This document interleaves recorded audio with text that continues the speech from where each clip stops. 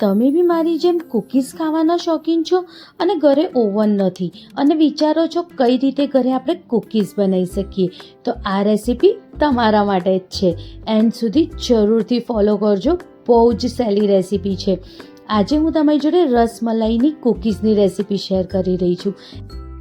અડધી વાટકી જેટલું આપણે નવાયું દૂધ લેવાનું છે. એમાં ચપટી આપણે કેસરની એડ કરવાની છે. બહુ એડ નહીં કરવાનું કેસર, ચપટી જેટલું જ કેસર નાખવાનું. અને રસમલાઈનું મેં અહીંયા એક્સ્ટ્રેક્ટ નાખ્યું છે, એને એસેન્સ પણ કહેવાય. હોય તો નાખી શકો છો, ના હોય તો પણ ચાલે.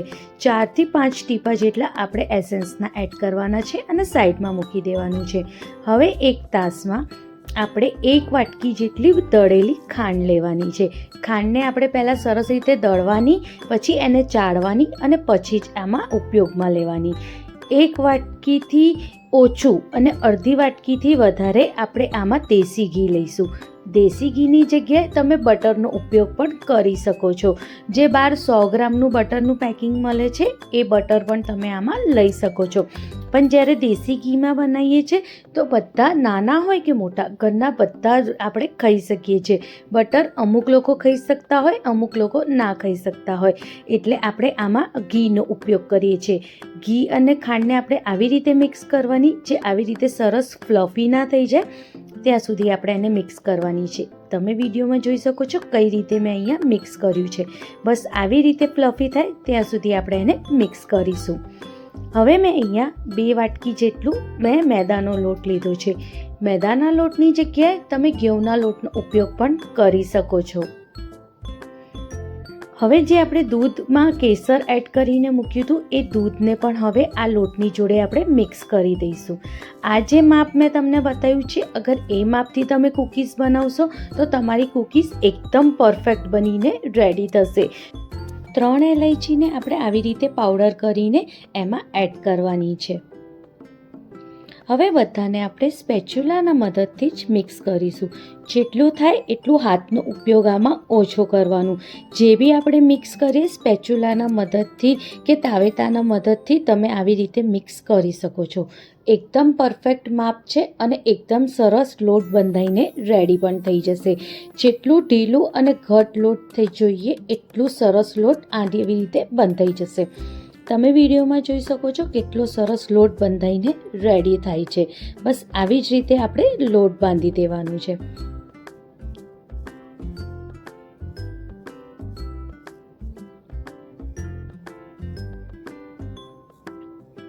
બસ આટલો જ ઢીલો અને આટલો જ સારો લોટ હોવો જોઈએ.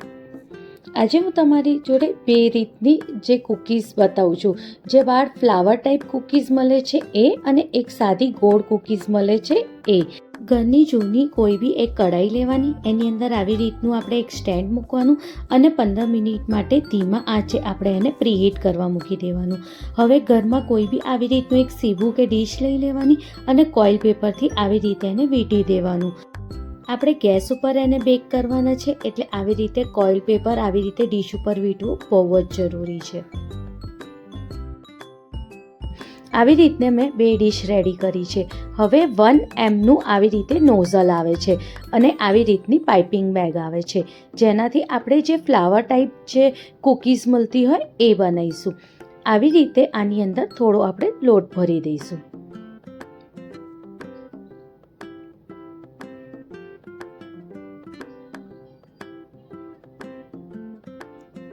બસ આવી જ રીતે આપણે પાઇપિંગ બેગમાં થોડો લોટ ભરી દઈશું અને એકદમ ટાઈટ કરીને જોઈશું કે સરસ રીતે ફ્લાવર્સ નીકળે છે કે નહીં. બસ આવી જ રીતે હવે એક ડીશ લઈ લેવાની. જો તમે વિડીયોમાં જોઈ શકો છો, આને આપણે કંઈ જ નથી કરવાનું, ખાલી ઉપરથી આપણે પ્રેશર આપવાનું છે, એટલે નીચેથી સરસ રીતે ફ્લાવર નીકળશે. આપણે નોઝલને સહેજ બી હલાવવાની જરૂર નહીં. બસ ખાલી આવી રીતે પકડી રાખવાનું અને ઉપરથી સહેજ આપણે પ્રેશર આપીશું, એટલે આવી રીતે ફ્લાવર ટાઈપ આપણા કૂકીઝ બનીને રેડી થઈ જશે. આવી જ રીતે આપણે ફ્લાવર ટાઈપ કૂકીઝને રેડી કરી દેવાનું છે.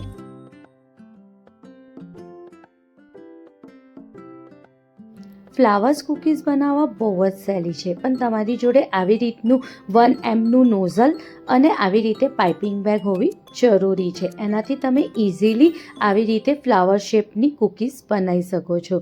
આ કૂકીઝ બહુ ઝટપટ પણ બની જાય છે અને બહુ ઇઝી પણ છે. તમે આસાનીથી ઘરે આવી રીતે ફ્લાવર્સ કૂકીઝને પણ બનાવી શકો છો. આવી જ રીતે બધી ફ્લાવર્સ કૂકીઝને આપણે પહેલાં રેડી કરી દઈશું.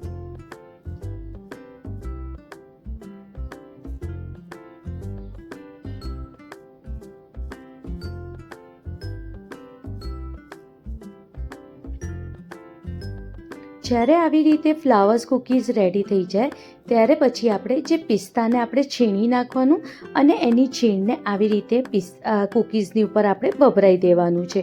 અને હવે આ કૂકીઝને આપણે લગભગ 10 મિનિટ માટે રેફ્રિજરેટરમાં મૂકવાની છે. ફ્રીઝમાં નહીં, રેફ્રિજરેટરમાં 10 મિનિટ માટે આપણે એને મૂકી દઈશું. ત્યાં સુધી આપણે બીજા શેપની કૂકીઝને રેડી કરી દઈએ. બીજા શેપની કૂકીઝને જેમ આપણે પેંડા બનાવતા હોઈએ બસ એવી જ રીતે આપણે બનાવીને રેડી કરી દેવાની છે, કંઈક આવી રીતે.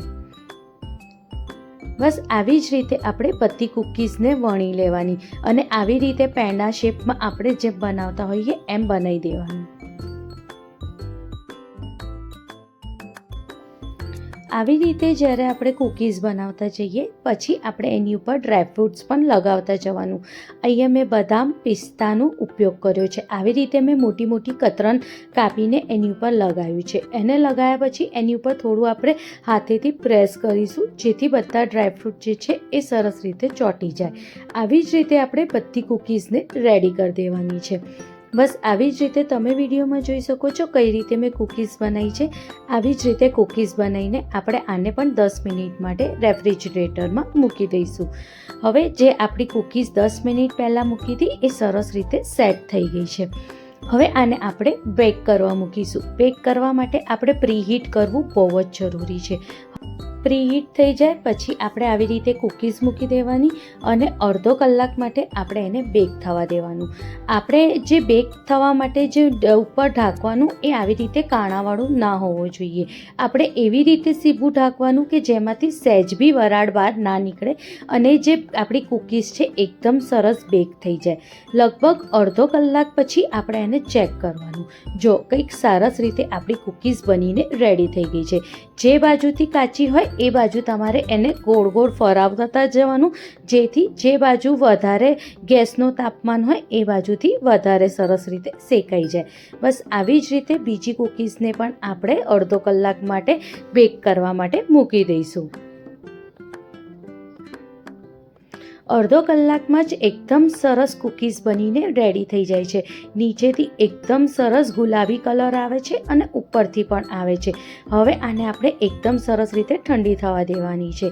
જો તમે જોઈ શકો છો કેટલી સરસ ફ્લાવર કૂકીઝ બનીને રેડી થઈ છે. આવી રીતે કાણાવાળી જાળીમાં જ ઠંડી કરવા મૂકવાની જેથી એની અંદર વરાળ ના લાગે અને કૂકીઝ પોચી ના થાય. જ્યારે કૂકીઝ ઠંડી થઈ જાય છે ત્યારે એકદમ સરસ ક્રિસ્પી કૂકીઝ બનીને રેડી થાય છે. તમે વિડીયોમાં જોઈ શકો છો કઈ રીતે સરસ કૂકીઝ બનીને રેડી થઈ ગઈ છે. સાદી ગોળ કૂકીઝ પણ અને ફ્લાવર કૂકીઝ પણ. આ કૂકીઝની રેસીપી તમને કેવી લાગી મને કમેન્ટમાં જરૂરથી જણાવજો અને તમે ગમી હોય તો શેર કરવાનું ના ભૂલતા.